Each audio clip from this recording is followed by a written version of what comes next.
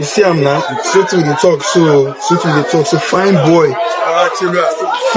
big boy, Wachi, the forehand, not say anything, Wachi. Nigerians living in Ghana, enough is enough, bro. This is one of the most shameful videos as it gotten to the point where some Nigerians will be stealing wachi in Ghana. A Nigerian man was caught stealing wachi in Accra, and trust me, Ghanaians give it to him, and other videos of Nigerians and Ghanaians. Let's take a look at these videos, and please do not forget to like the video, share and subscribe. You see him now, straight with the talk, so fine boy, big boy, handsome boy, handsome boy, our brother, go thief wachi, go thief wachi. When they say man, they come the countryman and they walk, and so I no go walk. So now the Yahoo you want do, now Yahoo now you want do. Now the Yahoo, so your mama never they pay you now, so you don't the thief wachi oh. You don't the thief wachi. Your mama never pay you now, they thief wachi. Maybe don't take colos, don't take banner, everything finish now. Uncle, they wire you now. You go thief wachi now, they drag you, they disgrace you now. They go station now because of wachi. So now they look down on us. They go say, oh, now one thing, big boy, you get girlfriend, oh, they're hungry. Your cartel men, so you're hungry. Your cartel men, if you pull up 10 or 20 for you. Wachi now, Ghana, they slap you anyhow. Ghana, they slap you. Ghana, they don't tie you. Wachi. Girls are not rub that wachi pepper. That wachi shit also. That shit also. Girls are not rub shit off for your eye, your armpit, your bola everywhere. Your mind for touch ground. Wachi. The forehand. Not say anything. Wachi. The for just to make shop the full bowl of the wachi. Make your eye clear. Now you go pay yourself. What do you do for station now? Wachi. Your call come in as far, but I say I get problem. What do you do now with this station? I go thief wachi.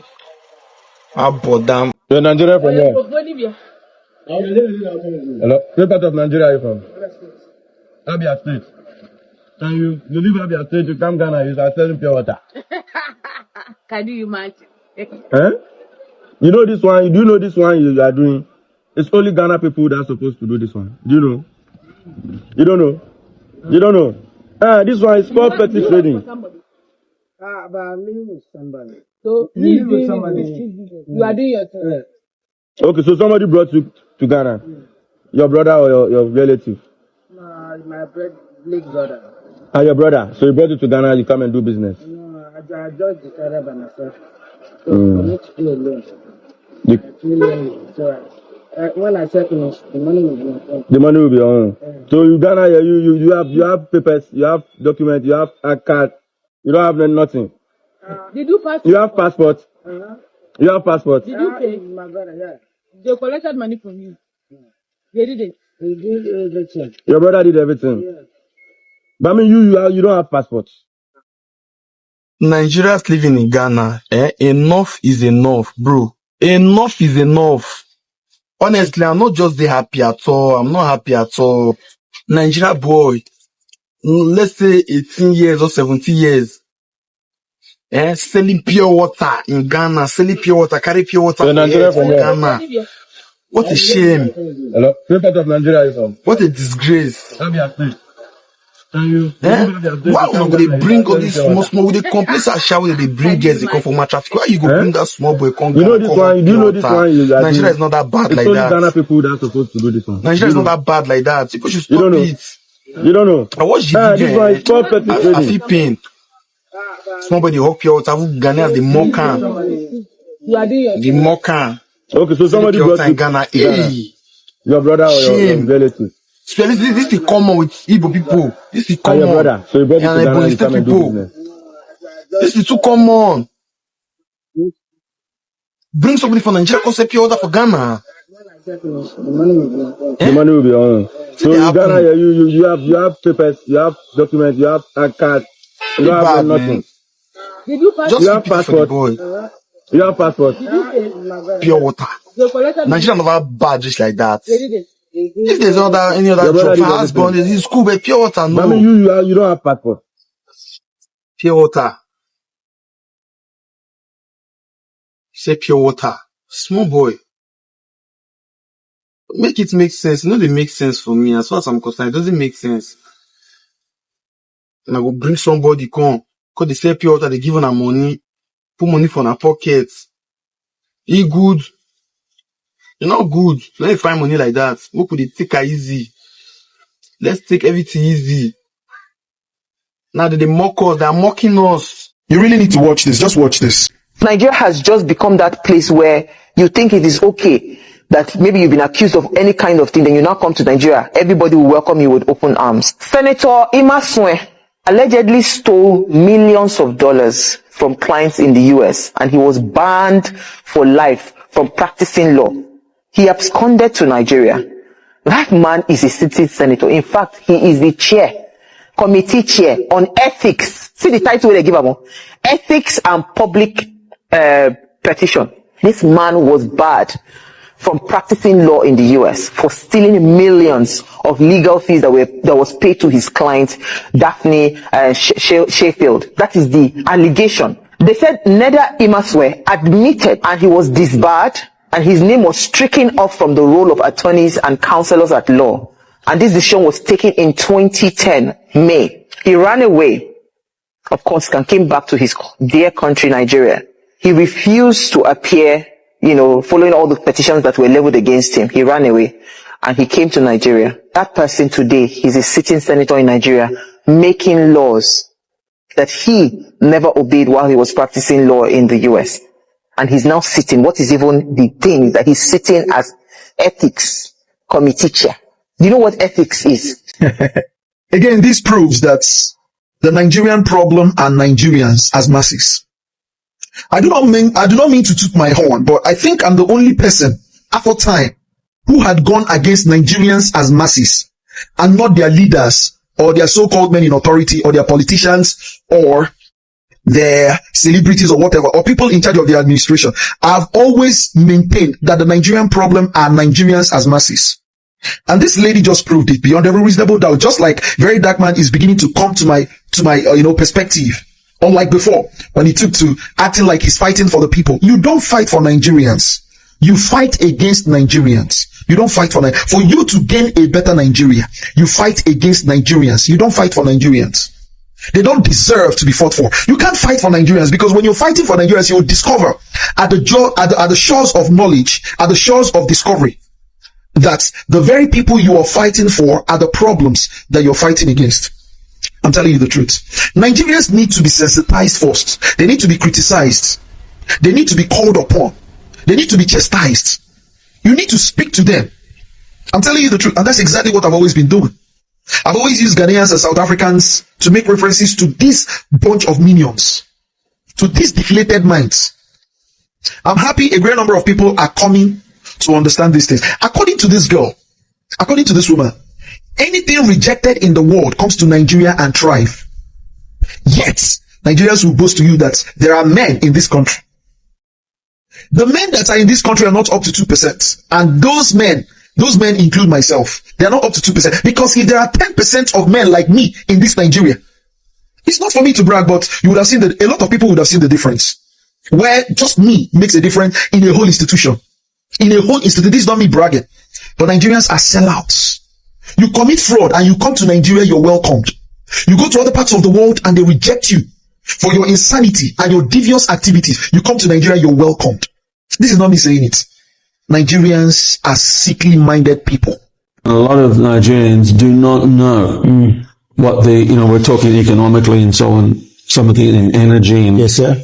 International Monetary Fund and all of these global diktats upon this nation. They don't know. I mean, if you go back to the Kissinger report, 1974 Kissinger report, it was secret then because he was Secretary of State of America, but now it has to be public because of the law over there after 50 years or something like that. 1974 Kissinger report, it says explicitly there that the Nigerian people must not be given access to their resources. That they must be kept for the rich nations. And then you have the structural adjustment program of the 1980s here that privatized our companies and sold off our companies to foreign interests, deindustrialized our nation. And that was supposed to make our economy more efficient. Well, it's led us to where we are today. It is. And so the thing is that most Nigerians don't know this. They don't know these economic policies, the simplicity of these things that will enable our country to be rebuilt and to become strong. Back in the 1970s, almost everything we consumed was made in Nigeria. Yes, sir. And that's been systematically destroyed by foreign powers, so that they can have access to our resources and we won't be using them on ourselves. And that's why Nigeria has come. The International Monetary Fund is personally responsible for the economic condition of this country today. And it could be turned around in a couple of... We should not say that Bola Ahmed Tinubu, the current president of Nigeria, is a terrible president, and he is doing a terrible job, and he is terrible at his job. What has that man done in the 2 years that he has been in office to warrant not being called a terrible president? He took office in May of 2025. When he took office, dollar was 460 naira. $1 was 460 naira. Today, 2 years after assuming office, dollar is over 1,500 naira. $1 now is over 1,500 naira. Naira lost more than triple its value. Inflation rate in May of 2023, before he assumed office, was at 22%. Inflation rate today is hovering around 31%. It's around 31 to 33%. He met bag of rice at 48,000 naira. Today, bag of rice, it starts from 80,000 naira upwards. The first thing he did when he assumed office was remove fuel subsidies. When he assumed office, fuel was at 185 naira per litre. Today, fuel starts from 860 naira depending on your location. Under his administration, Nigerians are paying for more, while salary is refusing to be increased. What was the point of removing fuel subsidies? He claimed it was for the betterment of the economy. He claimed and he promised that the money saved from removing fuel subsidy would be put back in the country in terms of infrastructure, in terms of other sectors that needed help like healthcare and education. Over 20 billion naira allegedly has been saved from fuel subsidy so far. Where is the 20 billion naira? Where is it? And then when you move to education and healthcare, in education, students in universities went from paying 19,000 naira as tuition for their session to paying over 100,000 naira, some going as far as paying 190,000 naira from paying 19,000 naira. No gradual process. It was an immediate overnight change. So many students have dropped out of school because of this sudden change in tuition fees because they could not pay. I can't remember the amount of people that had to have their tuition fees crowdfunded, because even for me in university, we had so many of our classmates that we had to crowdfund their tuition fees for. And then we have the healthcare sector, basically non-existent at this point.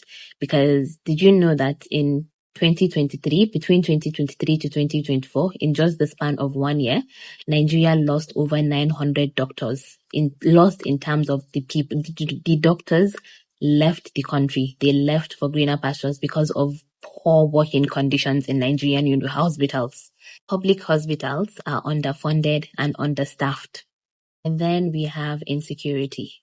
The myth flying around about insecurity is that it has reduced significantly under the tenure or under the administration of Tinubu. But that is a complete lie. You only think it has been reduced because you're no longer seeing it being blasted all over the news. And the reason it's not being blasted all over the news is because it has become a daily normal occurrence in Nigeria.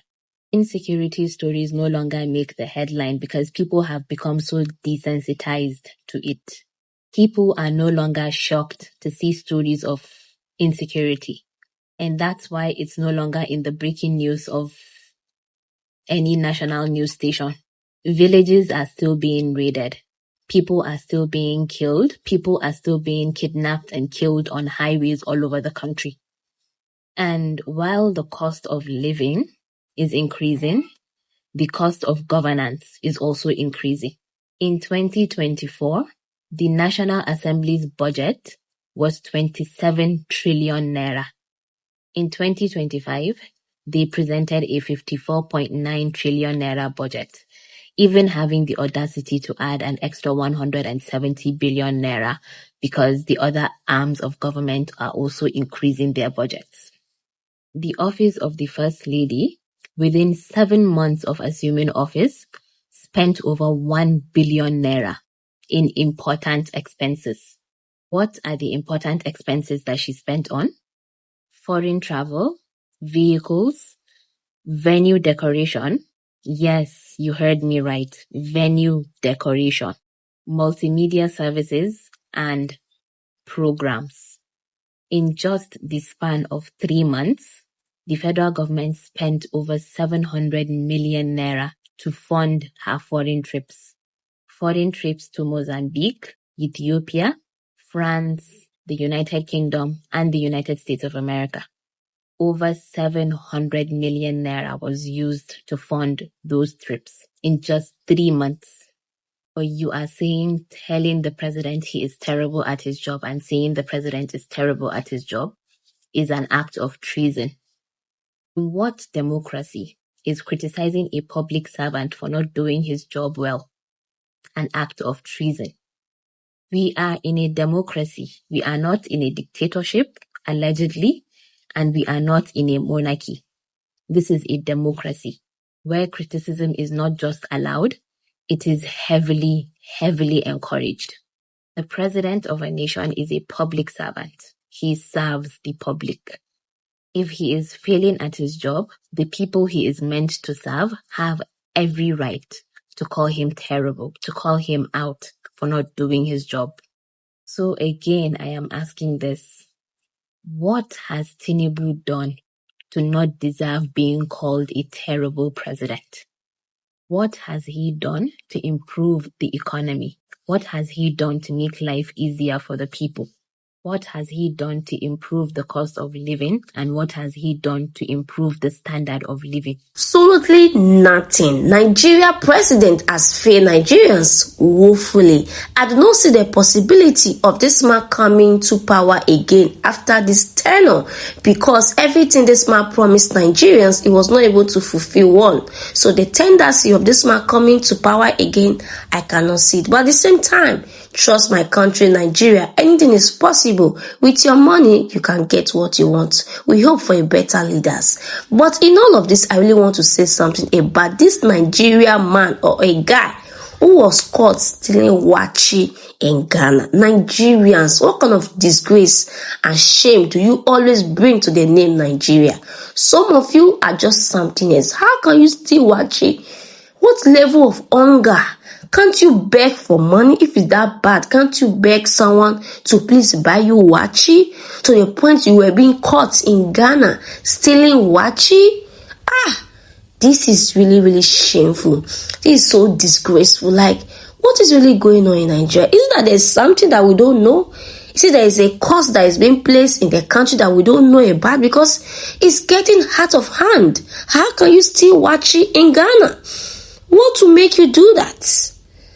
This is so embarrassing. And the other video I really want to address is the video of the Nigeria guy or a young boy who was found in Accra selling pure water. And when I watched the video, I see that Ghanaians were saying that it's only Ghanaians who are allowed to sell pure water in Ghana. Nigerians are not allowed or something, according to what I was hearing in the background of the video. But why would Nigerians be doing this, bringing young boys, young girls to Ghana to suffer for nothing? Trust me, Nigeria is not that bad to the point you have to bring your brother to come and sell pure water in Ghana. But is it bad for Nigerians to sell pure water in Ghana? I really want to know in the comment section. Heard it that Nigerians cannot sell pure water in Ghana. I was really worried. At least it is better than stealing. If you have to sell pure water for him to survive, I think it is better than go steal wachi or steal anything in Ghana. So I was really confused why in the background Ghanaians are saying, some of them I quote, not all, according to the people that was on the video, saying that Nigerians, this is business for Ghanaians, not Nigerians. But I really want to know, please, on the comment section. But in my own opinion, I think it is better for him to sell pure water than to go and steal. I would love to see your thoughts on the comment section. And please, at this point, if you have not liked the video, please do more by liking the video so that more people can see these videos. And please, if this is the first time you're coming across this channel, my name is Natural African Girl. Please do not make it your last by subscribing. And if you're a returning subscriber, thank you so much for always coming back to the channel. And I will see you in my next video. Bye for now and stay blessed.